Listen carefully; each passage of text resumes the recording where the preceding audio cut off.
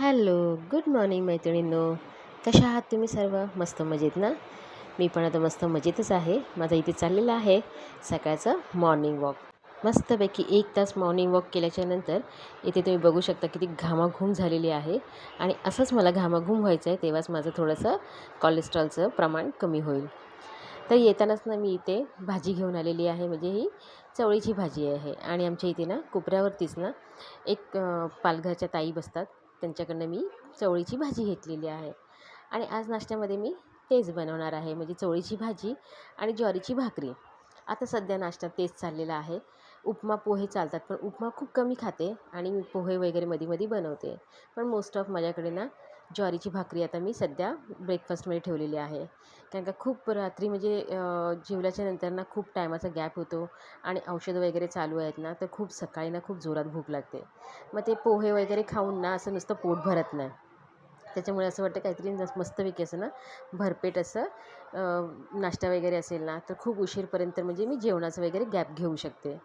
तरी पण ना मध्ये अशी भूक वगैरे लागतेच. तर मी इथे छान असं ना सगळी चवळीची भाजी आहे ना, ती छान साफ करून घेतलेली आहे आणि नेहमीप्रमाणेच ना छान त्याला मस्तपैकी धुवून वगैरे स्वच्छ मिठाच्या आणि हळदीच्या पाण्यामध्ये छान म्हणजे स्वच्छ धुवून वगैरे घेतलेली आहे आणि त्याच्यानंतर ना मी इथे भाजी बनवून घेतलेली आहे आणि सगळ्यांना माहिती आहे की साधी सिंपलच भाजी आहे. फक्त मी ना ह्या टायमाला भाजीमध्ये ना काहीच खोबरं वगैरे घातलेलं नाही आहे, कारण का शेंगदाण्याचं कूट किंवा खोबरं वगैरे घातलं ना तर त्याचं म्हणजे कोलेस्ट्रॉलचं प्रमाण त्याच्यामध्ये असतं आणि शक्यतो मला आता सगळं सांगितलेलं आहे की जेवढं तेलापासून म्हणजे तेल बनतं ना ज्या पदार्थांपासून, ते सगळं आता थांबवायला सांगितलेलं आहे. म्हणजे खोबरेल तेल म्हणजे खोबऱ्यापासून खोबरेल तेल वगैरे बनतं, शेंगदाण्यापासून शेंगदाण्याचं तेल बनतं, म्हणून शेंगदाणे आणि खोबरं वगैरे मी आता जेवणामध्ये सध्या तरी घालत नाही आहे आणि शक्यतो मी माझं जेवण वेगळं बनवते ना, त्याच्यामध्ये तर मी अजिबातच घालत नाही. एकदम साधं सिंपल माझं सगळं जेवण असतं.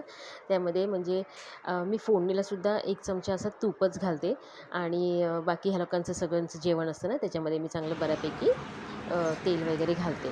तर इथे मी फक्त मस्तपैकी आता साधी सिंपल चवळीची भाजी, फक्त ह्याच्यामध्ये ना कांदासुद्धा घातलेला नाही आहे. आपलं हे असतं ना मिरची आणि लसूण आहे ना, ते भरपूर घातलेलं आहे आणि त्याचीच मी भाजी अशी छान अशी मस्त बनवली आणि खरंच खूप टेस्टी पण लागते.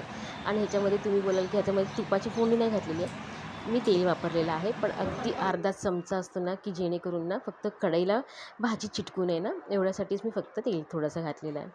छान नाश्ता वगैरे करून झाल्याच्या नंतर ना इथे हा आता टी व्ही माझा तुम्हाला माहिती असेल खूप टायमापासून टी व्ही ना खराब झालेला आहे. मी बऱ्याच वेळा तुम्हाला सांगितलेलं आहे की माझा टी व्ही खराब झालेला आहे, पण मी ना तिथून काढलेलं नाही आहे.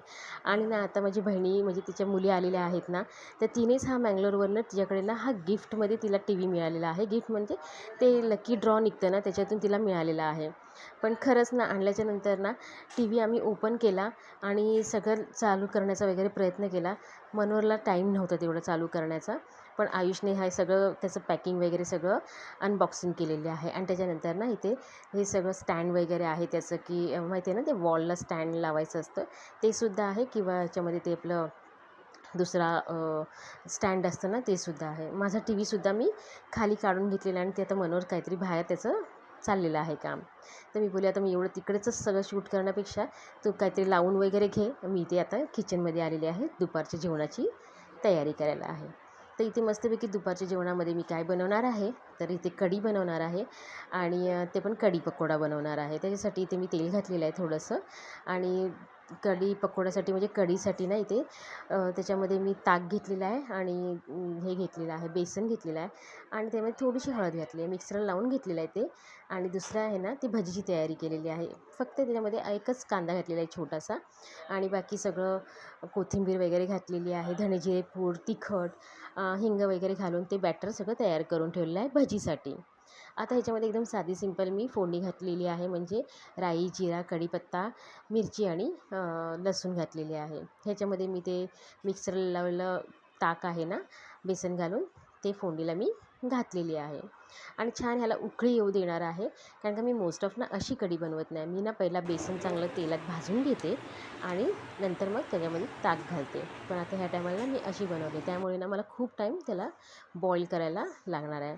छान इथे भजीचं बॅटर तयार करून घेतलेलं आहे आणि इथे आता तेलमध्ये म्हणजे ते पहिला कढईमध्ये तेल तापायला ठेवलं, त्याच्यामध्येच मी सगळं ना पापड वगैरे जे पण मला फ्रायचे, कारण का मुलांना ना मी भाजी वगैरे काहीच बनवलेली नाही आहे.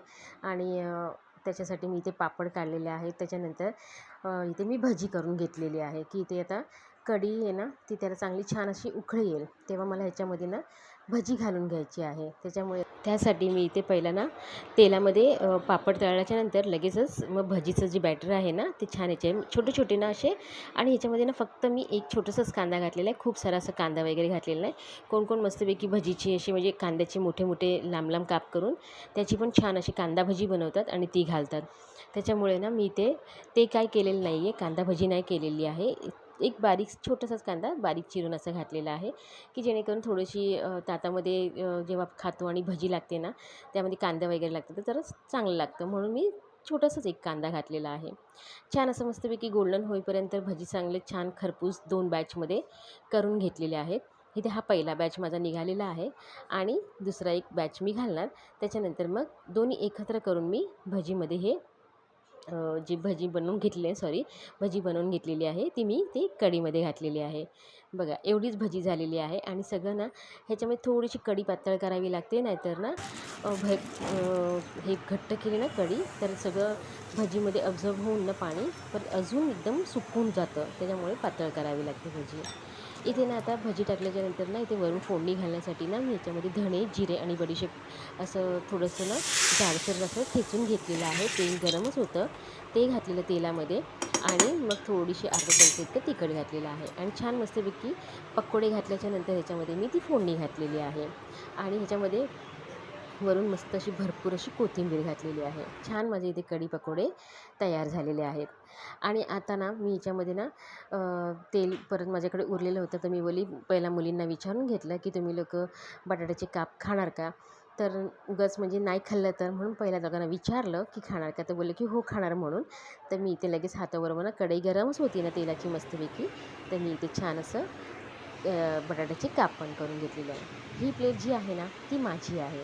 आणि ह्याच्यामध्ये जी आता कढीचं मी टाकलं ना वाटी, ती मला असं खरंच मोह आवरलं नव्हतं. मला खरंच खायला सांगितलेलं नाही आहे. पण मी त्याच्यामध्ये खाताना मी जराशीच घेतलेली आहे. पण इथे वाटी ठेवली फुल भरून. तर ही पहिली प्लेट आहे ती माझी खिचडीची. आणि मिक्स तांदळाची वगैरे डाळीची वगैरे खिचडी बनवलेली आहे. आणि हा जो आहे ती इतर लोकांसाठी म्हणजे घरातल्या इतर लोकांसाठी मी जेवण बनवलेलं आहे. तर मस्तपैकी माझं दुपारचं जेवण एकदम साधं सिंपल झालेलं आहे.